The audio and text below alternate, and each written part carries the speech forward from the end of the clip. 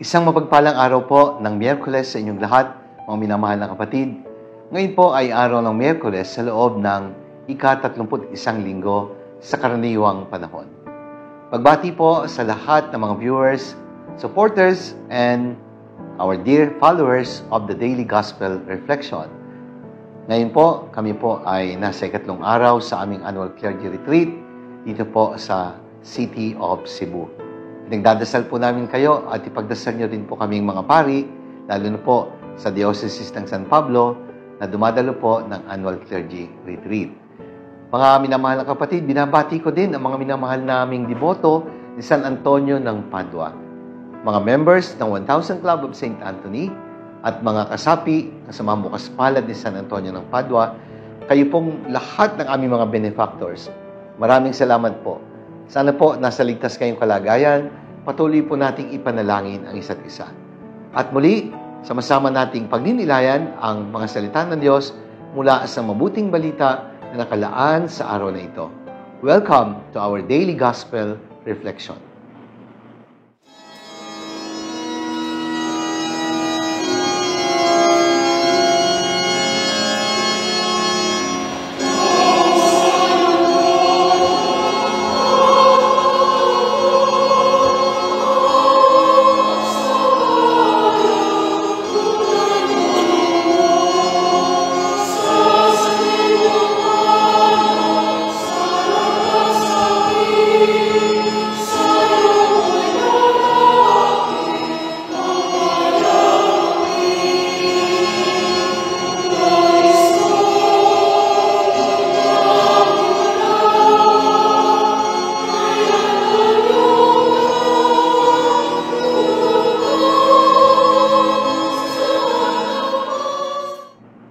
Mga minamahal kong kapatid, sa araw na ito, pagdinilayan po natin ang mabuting balita ayon kay San Lucas.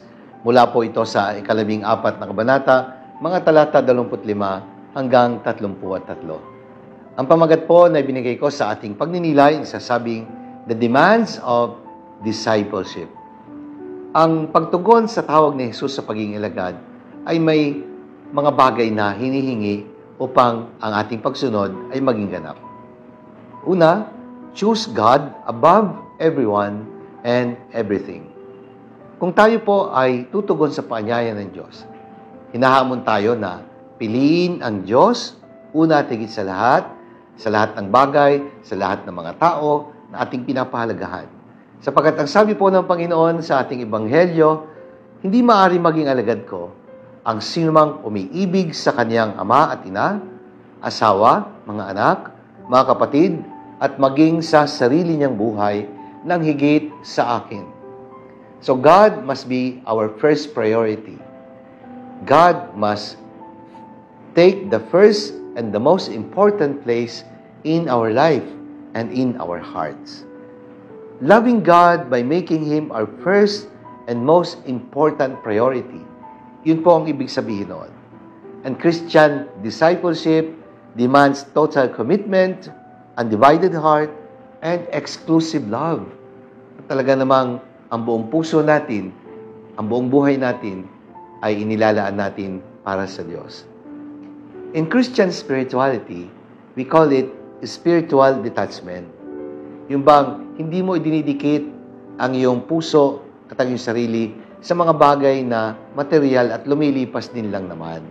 Sa halip, tayo ay lalapit at ididikit ang ating sarili sa Diyos na siyang tunay na magbibigay sa atin ng yaman at ganap na kaligayahan. It is the ability to put God first before anything and anyone else, and even before any self-interest.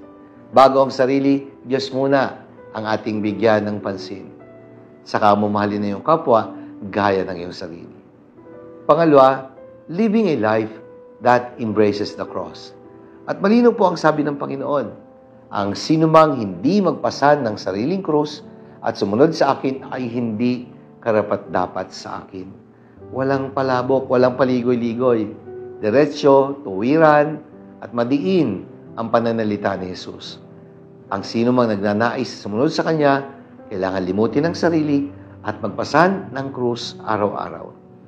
Sabi po ni Dietrich Bonhoeffer, a German theologian, sa kanyang aklat na The Cost of Discipleship, he made a distinction between a cheap grace and a costly grace. Ano po ba yung mumurahing grasya?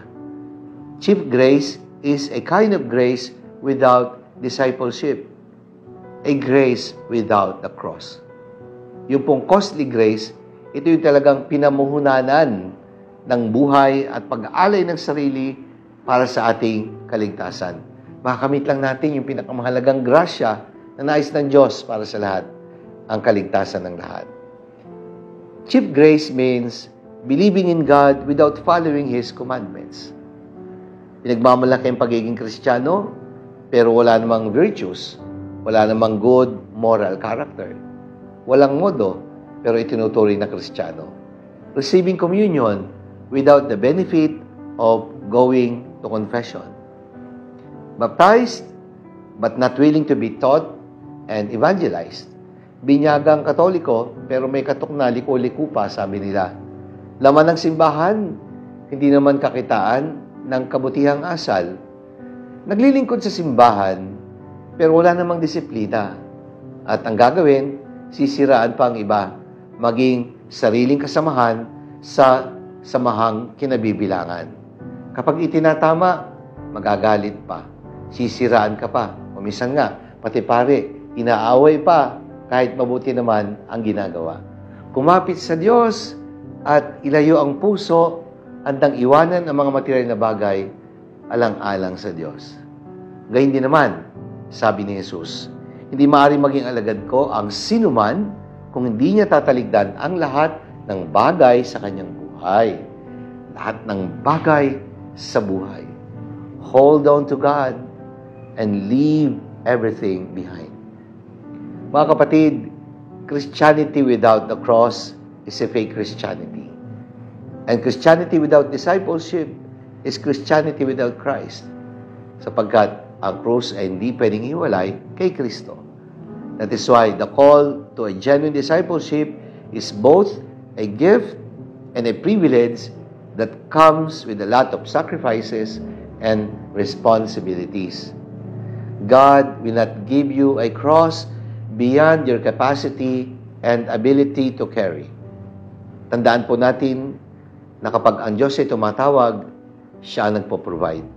He also equips. We only need to put our trust in Him.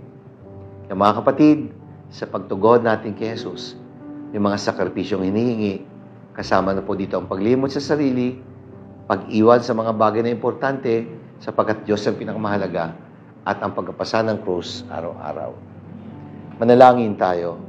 Ama naming makapangyarihan, bigyan mo kami ng lakas ng loob na tumungkol sa iyong panawagan sa pagiging alagad. Matutunawa kaming lumimot sa aming sarili at gawing ikaw ang pinakamahalagang yaman. Magpasa ng krus araw-araw sapagkat walang ibang tanging daan kundi ang pagtahak sa daan ng krus na iyong niyakap para sa amin. Amen. Maraming salamat po, mga minamahal kong kapatid. Sana po nagustuhan niyo at nakatulong ang ating pagninilay sa araw na ito. Sakaling nagustuhan po ninyo at nakatulong, i-like po ninyo at i-share. Ibahagi natin ang mensaheng ito sa ating mga kakilala, mga kaibigan, lalo tigit sa ating mga mahal sa buhay. Remember that evangelization should always start at home. Let us fill the world with the message and power of God's words. Mga kapatid, ako po ay patuloy na nananawagan sa ngalan ng Pambansang Dambana ni San Antonio ng Padua sa mga members po ng 1000 Club of St. Anthony. Sa lahat po ng mga nagnanais tumulong at maging bahagi ng aming programa, Pampamilyang Handog ni San Antonio sa darating na Pasko. Mamimigay po kami ng tulong sa 1,000 pamilya. At ano po yung pagkakaloob? Medianoche package. Medianoche grocery items.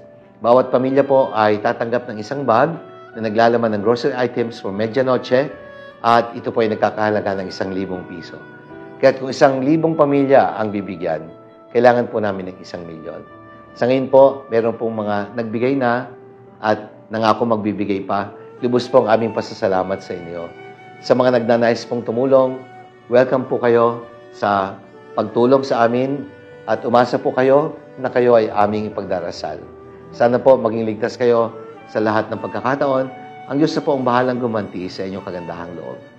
Maraming salamat at pagpalain tayo ng makapangyarihan Diyos, Ama, ng Anak, ng Espiritu Santo. Amen.